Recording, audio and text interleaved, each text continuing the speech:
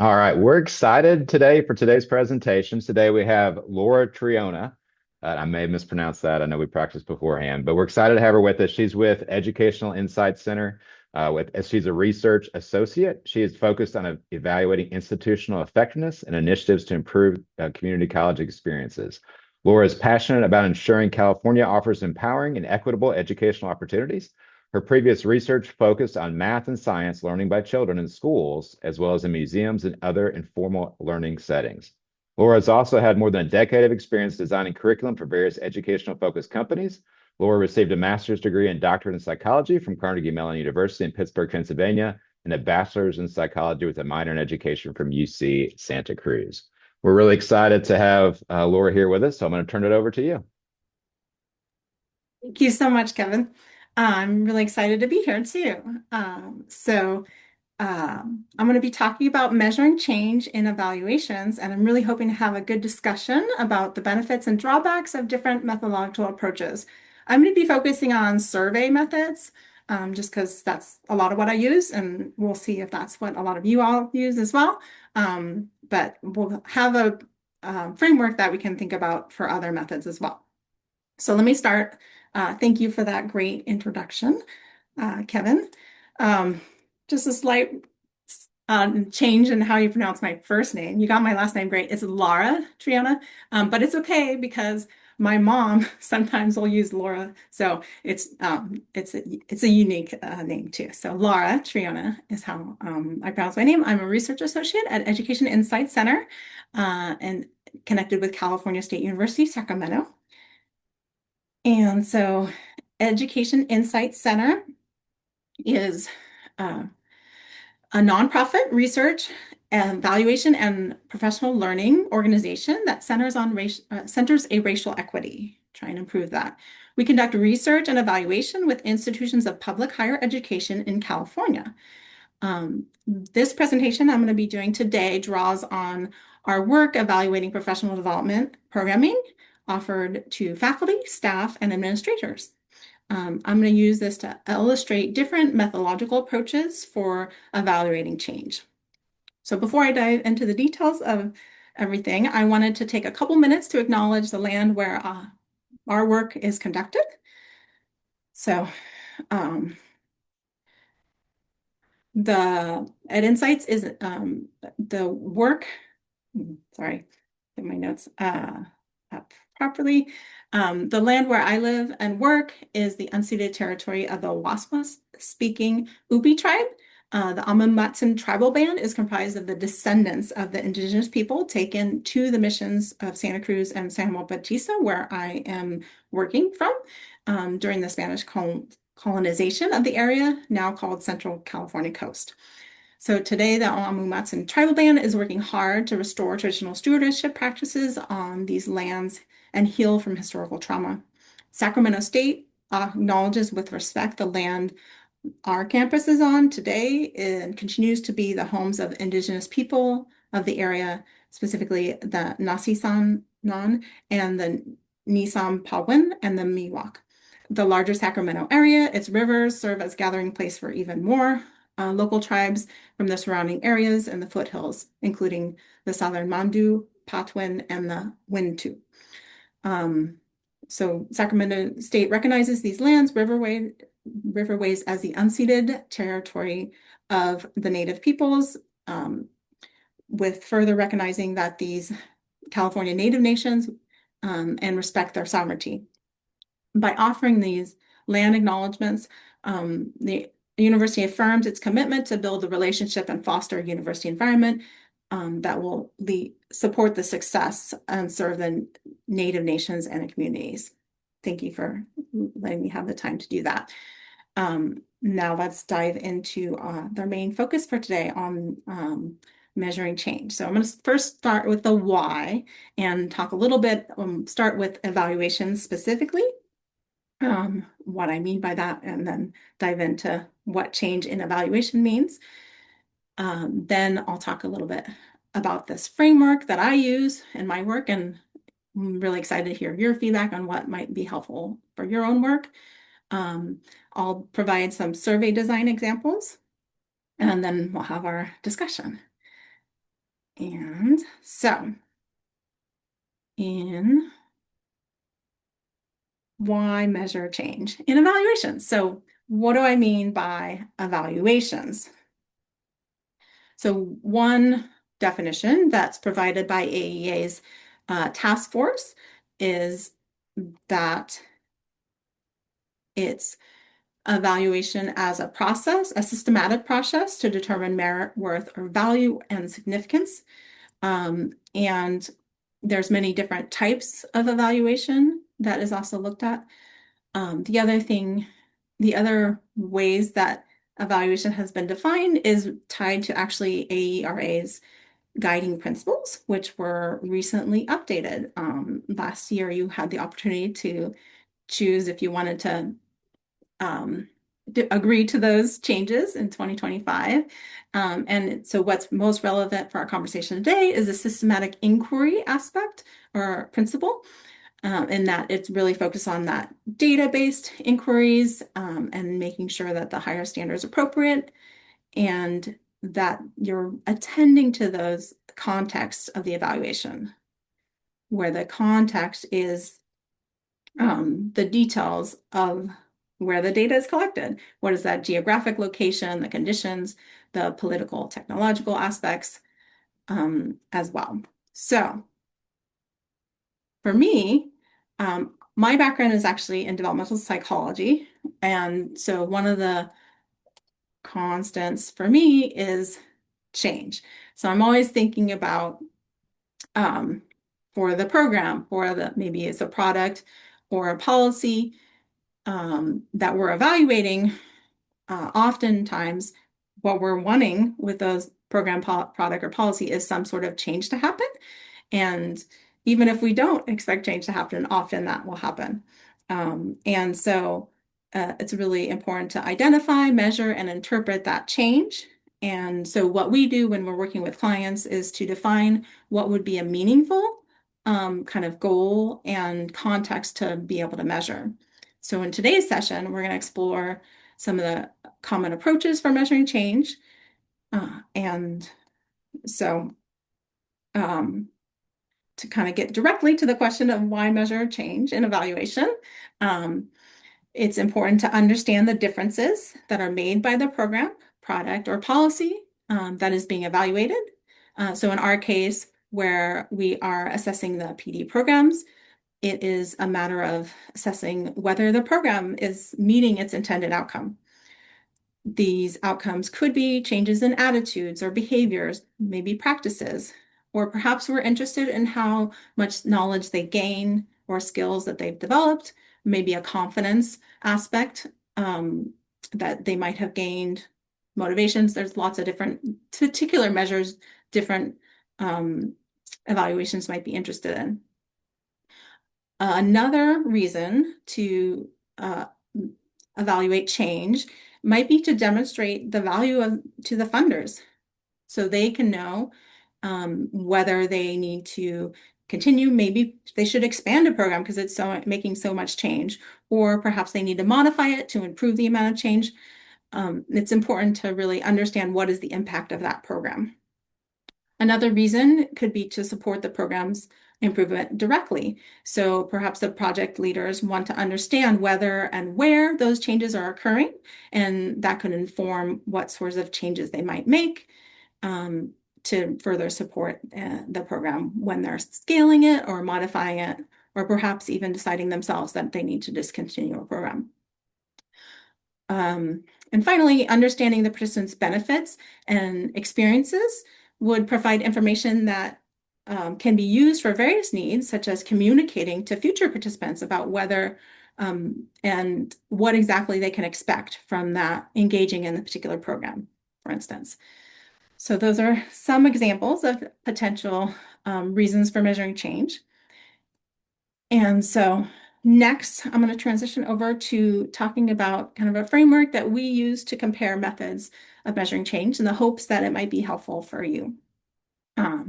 And so all the examples I'm going to be talking, or all the approaches I'm going to be talking about are mostly related to survey methods, because that's definitely a common way of doing things.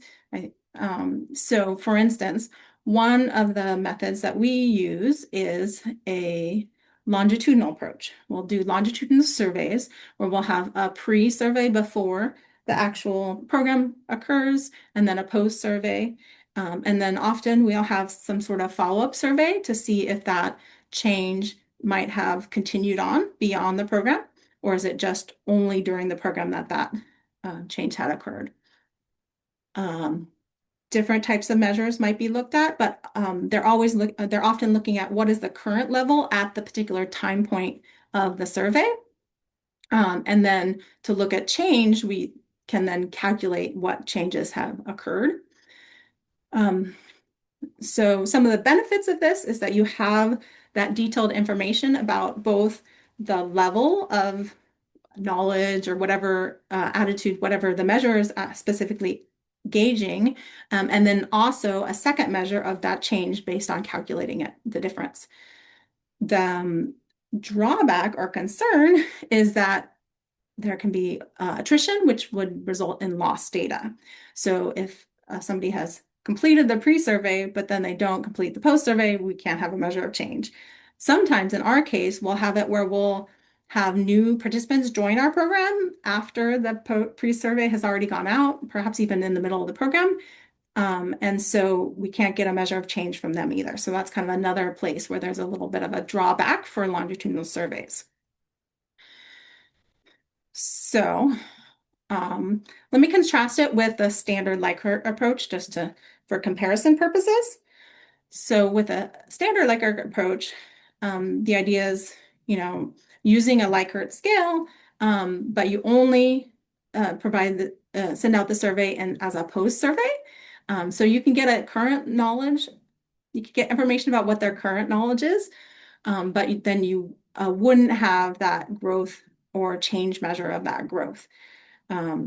So that is not really a measure of change or growth, but you do get that kind of where they are at the end of the program. And that's definitely a really common way of measuring and doing program evaluations or other types of evaluations. So let me talk about what I think is a relatively unique approach that I'm calling a change Likert scale. So in this case, it's still a post-only survey, but instead of a level measure, it's asking the participants to self-report the amount of change that has occurred during the program. So the benefits of this is that you don't have the same sort of attrition drawback that, every participant who responds, you have some change information about their experience for the program.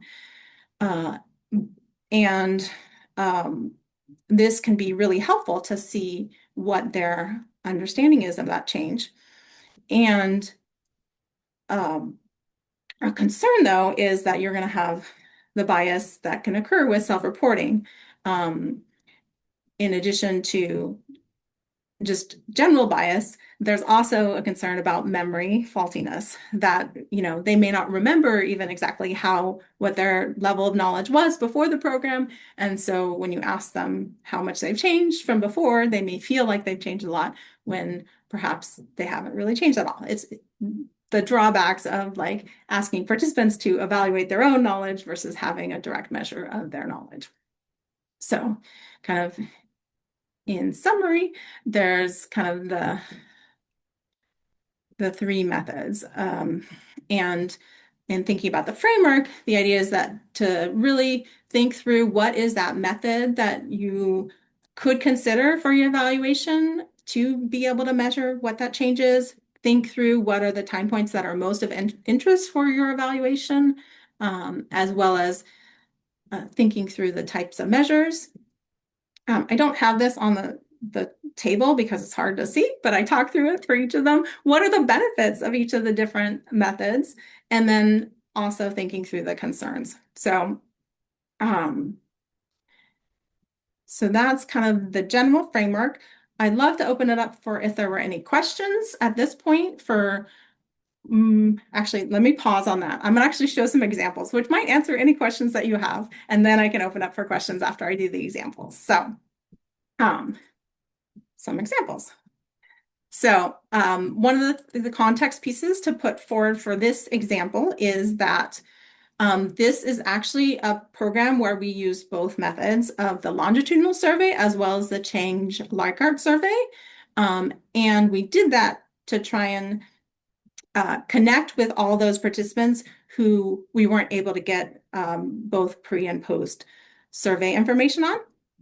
So in this case, it was a program that had about 160 participants in total. And so all of those that we knew about received the pre-survey.